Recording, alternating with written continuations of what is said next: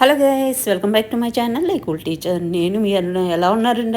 అందరూ super duper గా ఉన్నారనుకుంటున్నాను. నేను కూడా చాలా చాలా బాగున్నానండి. వర్షాలు చక్కగా వస్తున్నాయి, మొక్కలు అన్ని కూడా ఊపిరి పీల్చుకుంటున్నాయండి. చాలా ఫ్రెష్ గా ఉన్నాయి అనమాట. మనం రెగ్యులర్ గా ఎంత నీళ్లు పోసినా సరే ఆ వర్షపు నీళ్ళకి ఉన్నటువంటి ఆ శక్తి గాని, ఆ బలం గాని, ఆ ఫ్రెష్నెస్ గాని మనం పోసిన నీళ్ళకి ఉండదండి. జస్ట్ సర్వైవ్ అవుతాయి, చక్కగా ఉంటాయి, కానీ వర్షం నీళ్ళతో ఉన్నటువంటి ఆ తేపదనం అది ఉండదన్నమాట. ఇంకా ఇక్కడ సన్నజాజులు కోస్తున్నానండి. చాలా ఎక్కువగా ఉన్నాయన్నమాట. చాలా సున్నితంగా కొయ్యవలసి వస్తుంది, ఎందుకంటే విపరీతంగా మొగ్గు ఉంది. మనం ఏమాత్రం అజాగ్రత్తగా కోసినా ఆ మొగ్గల బంచి మొత్తం వచ్చేసేలాగా ఉంది. అందుకని చాలా డెలికేట్ గా సున్నితంగా కోస్తున్నాను అనమాట. ఎందుకంటే మనం ఈ రోజు తయారయ్యే మొగ్గ పక్కనే డిఫరెంట్ సైజుల్లో మొగ్గలు ఉన్నాయన్నమాట. అంటే రేపు ఎల్లుండికి వచ్చేవి అట్లా పెద్ద సైజు నుంచి చిన్న సైజు వరకు మొగ్గలు బంచెస్ కింద ఉన్నాయి. మాత్రం అజాగ్రత్తగా కోసిన మిగతా మొక్కలన్నీ డిస్టర్బ్ అవుతాయండి.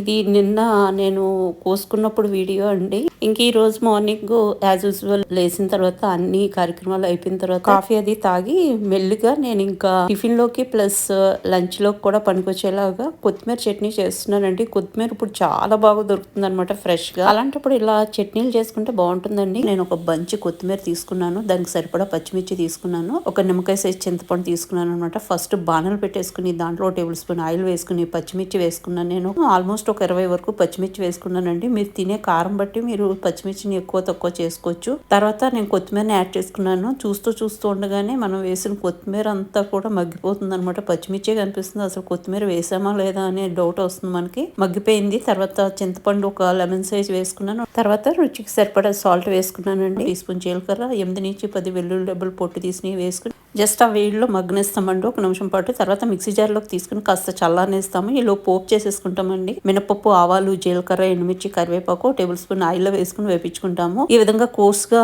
మనం చల్లారిన తర్వాత గ్రైండ్ చేసుకున్నాం. దాంట్లో నేను సన్నగా చీల్చుకున్నటువంటి ఉల్లిపాయ ముక్కలు వేసుకుని పల్స్ మోడ్ లో జస్ట్ ఒక్క నిమిషం గ్రైండ్ చేశాను. మరీ మెత్తగా అయిపోకూడదండి, మనకు కచ్చపచ్చ ఉంటేనే బాగుంటుంది అనమాట. ఇంకా పచ్చడి రెడీ అయిపోయింది. ఇంక ఓట్స్ దోశని చేస్తున్నానండి. చాలా సింపుల్ చేసుకోవడం, చాలా చాలా హెల్దీ అనమాట. నవ్ డేస్ మనము దోశలకి వాటికి రైస్ తోటి చేసుకుంటే ఏంటంటే మనం రైస్ లంచ్ టైంలోనూ తింటాము, ఈ విధంగా బ్రేక్ఫాస్ట్ లో కూడా ఈ విధంగా దోశల రూపంలో ఇట్లా తినేస్తూ ఉంటే ఏంటంటే అసలు మంచిది కాదు మనకి. ఇంకా నేను ఓట్స్ దోశ కోసం ఏం చేశానంటే ఒక హాఫ్ గ్లాస్ మినపగుళ్ళు నానబెట్టుకున్నాను. 1.5 గ్లాస్ వచ్చేసి ఓట్స్ ఫ్లోర్ మిక్స్ చేసుకున్నాను. గ్రైండ్ చేసుకున్న తర్వాత ఫుల్ రెసిపీ కావాలంటే మీరు కమెంట్ సెక్షన్ లో తెలియజేస్తే డెఫినెట్ గా నేను ఆ రెసిపీని చూపిస్తానండి, ఎలా చేసుకోవాలి ఏంటి అనేది. ఎంత బాగా వస్తాయంటే దోశలు సూపర్ గా వస్తాయి అనమాట. అసలు ఎంత పల్చగా ఉంటాయంటే చెప్పలేము. ప్యానానికి అంటుకోవడం అలాంటివి ఏమి ఉండదండి, ఈజీగా వచ్చేస్తుంది అనమాట. ఇంకా దోశలు కూడా రెడీ అయిపోయినాయి, కొత్తిమీర పచ్చడి రెడీ అయిపోయింది. ఇక్కడ పల్లీ చట్నీ కూడా చేశానండి దాని కాంబినేషన్ లో.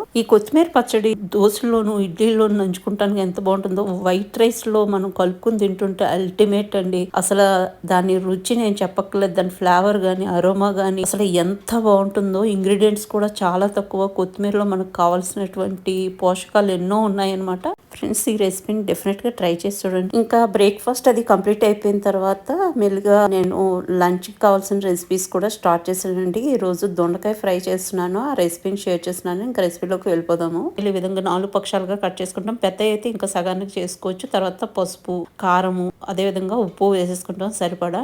ఒక టేబుల్ స్పూన్ మసాలా ముద్ద వేసుకుంటాం. ఒక గరిటె నిండా శనగపిండి, ఒక గరిటె నిండా కార్న్ ఫ్లోర్, ఒక గరిటె నిండా వరిపిండి, కొంచెం కరివేపాకు, కొంచెం కొత్తిమీర వేసుకుని ఫస్ట్ ఆ పీసెస్ అన్నిటికీ పౌడర్స్ కోట్ అయ్యేలా చేసుకుని అప్పుడు అవసరమైతే కొంచెం వాటర్ వేసుకుని తడుపుకోవాలండి. ఒక 10-15 నిమిషాల పాటు మనము మ్యారినేట్ చేసి అలా ఉంచేసుకున్న తర్వాత ఇంకా ఆయిల్ పెట్టేసుకుని ఆయిల్లో మనకి ఉన్న మిశ్రమము ఎన్ని ఆయిల్ వస్తుందో అన్ని ఆయిల్ వేసుకోవాలి. మరీ కిక్కిసినట్టు కాకుండా సరిపడా వేసుకుని ఒక బ్యాచ్ అయిపోయిన తర్వాత మళ్ళీ సెకండ్ బ్యాచ్ అట్లా రిపీట్ చేసుకోవాలి. ఈ విధంగా మంచి కలర్ వచ్చి దొండకాయ ముక్కలన్నీ పర్ఫెక్ట్ గా వేగిన తర్వాత మనము ప్లేట్ లోకి తీసేసుకుంటామండి. అదే విధంగా నెక్స్ట్ వైని కంటిన్యూ చేస్తాం అనమాట. ఇలాంటి డీప్ ఫ్రైస్ మనం అకేషనల్ గా చేసుకుంటే బాగుంటుందండి. రెగ్యులర్ గా మన హెల్త్ కి మంచిది కాదు కదా. టేస్ట్ బాగుందని చెప్పేసి కొంచెం ఎక్కువే తింటాం కూడా. సో మనం అకేషనల్ గా అంటే నెలకోసారో 2 నెలలకోసారో అట్లా ఎప్పుడైనా తినాలనిపించినప్పుడు చేసుకుంటే సూపర్ టేస్టీగా ఉంటుందండి. ఉంటుందండి. గెస్ట్ వచ్చినప్పుడు ఇలాంటప్పుడు మనకి ఇది చాలా ఎమ్మిగా ఉంటుందన్నమాట. ఇంకా లాస్ట్ లో కొన్ని పల్లీలు కరివేపాకు కూడా ఫ్రై చేసుకుని వేసేసుకుంటాము. ఫ్రెండ్స్, మీకు ఈ రెసిపీ కానీ వీడియో కానీ నచ్చితే కంపల్సరీ లైక్ చేయండి. మీరు చేసే ప్రతి లైక్ కూడా నాకు చాలా ఎంకరేజ్మెంట్ ఇస్తుంది. ఇంకో 10 మందికి ఈ కంటెంట్ షేర్ అవుతుందండి. నేను చేసే ఒక్క లైక్ వల్ల ఏమవుతుంది అని మాత్రం దయచేసి అనుకోకండి. కాబట్టి మీకు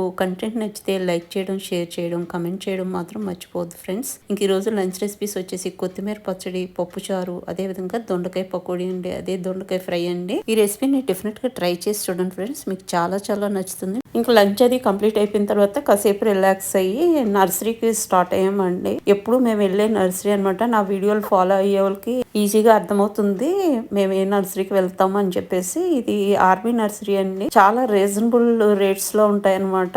చాలా వైడ్ రేంజ్ మనకు దొరుకుతుంది. ఈ నర్సరీలో మనకి మొక్కలతో పాటు మొక్కలకు కావాల్సిన ఎరువులు, ఇంకా రకరకాల ఐటమ్స్ అంటే మొక్కలకు సంబంధించిన అన్ని రకాలు ఒకే ప్లేస్ లో దొరుకుతాయి అనమాట. ఇంకా నర్సరీకి అయితే వచ్చేసామండి. మనకి ఈ విధంగా కనిపిస్తుంది అవుట్ సైడ్. అయితే అన్ఫార్చునేట్లీ మేము నర్సరీకి వెళ్ళేసరికి నర్సరీ క్లోజ్డ్ ఉందండి. చాలా చాలా డిసప్పాయింట్ అయ్యాము. ఇంకా అక్కడి నుంచి వేరే ప్రైవేట్ నర్సరీకి వచ్చేసామన్నమాట. ఈవెన్ ఇక్కడ కూడా మేము చాలా సార్లు తీసుకుంటూ ఉంటాము. ఈ నర్సరీలో మొక్కలన్నీ కూడా కడియం నుంచి తీసుకొచ్చినవండి, మా సైడ్ ఇదే. ఇంకా సరే అని చెప్పేసి ఇక్కడ చాలా సార్లు తీసుకుంటాము. ఇంకా అది ఎలాగో క్లోజ్డ్ ఉంది కదా, ఇంకా ఇక్కడికి వచ్చేసి ఇక్కడ ప్లాంట్స్ వస్తున్నాను. అసలు ఎన్ని వేరియేషన్స్ ఆఫ్ ప్లాంట్స్ ఉన్నాయో చెప్పలేనండి. కన్నులకు విందుగా అద్భుతమైన కలర్స్ తోటి ఎంత బాగున్నాయో. రకరకాల సక్యులెంట్స్ ఉన్నాయి, రకరకాల కలర్స్ లో రోజెస్ ఉన్నాయండి. చిట్టి రోజాలు కానించి హైబ్రిడ్ రోజెస్ వరకు, దేశవాళీ రోజెస్, ఇవన్నీ సక్యులెంట్స్ అన్నమాట. చిన్న పాట్స్ లో ఈ మధ్యన మినీ గార్డెన్స్ బాగా ఎక్కువగా చేస్తున్నారండి. అందుకని ఈ సక్యులెంట్స్ ఎక్కువ కనిపిస్తున్నాయి మనకి. ఇంకా డిఫరెంట్ టైప్ ఆఫ్ కలర్స్ లో ఉన్నటువంటి ఇండోర్ ప్లాంట్స్ మనకు కనిపిస్తూ ఉన్నాయి. అసలు వీటిని చూస్తుంటే నాకు ఎంత బాగా అనిపిస్తుంది అంటే, ఎన్ని కోట్లు ఇచ్చినా కూడా ఈ ఆనందం రాదండి. అంత ఆనందంగా అనిపిస్తుంది ఆ ప్రకృతిలో గడుపుతున్నప్పుడు, ఈ మొక్కలతో గడుపుతున్నప్పుడు. అసలు చాలా బాగా అనిపిస్తుంది అనమాట. అబ్బా, ఇస్తే కనుక మొత్తం నర్సరీ అంతా పట్టుకెళ్ళిపోదాం అన్నంత ఫీల్ వస్తుంది నాకు ఈ మొక్కలను చూస్తూ ఉంటే. అసలు ఎంత బాగా అనిపిస్తుందో. ఫస్ట్ అయితే నేను మొత్తం ఒక రౌండ్ వేసాను. అంటే ఏం కావాలి ఏంటి అనేది ఒక ఎస్టిమేషన్ వస్తుంది కదా, చాలా బాగా అనిపిస్తుంది. ఇంకా మనకి మాన్సూన్స్ కూడా స్టార్ట్ అయిపోయినాయి కదండి. వర్షాలు కూడా బాగా పడుతున్నాయి. ఇప్పుడు ఇంకా మన గార్డెన్ మొత్తము రెనోవేషన్ చేయాలన్నమాట. అంటే పాత మట్టిని అంతటిని మళ్ళీ మనము చక్కగా పోషకాలతో నింపితే కనుక ఇప్పుడు మనం వేసే సీడ్స్ అన్ని కూడా పర్ఫెక్ట్ గా గ్రో అవుతాయి అనమాట. ఇంకా ఆకుకూరలు గాని, లేకపోతే పాదులు పెట్టుకోవడం గాని, వీటన్నిటికీ సమయం మంచి అనుకూలమైన సమయం అని చెప్పుకోవచ్చు. ఇంకా అవన్నీ చెయ్యాలన్నమాట. ఇంకా రాబోయే టైంలో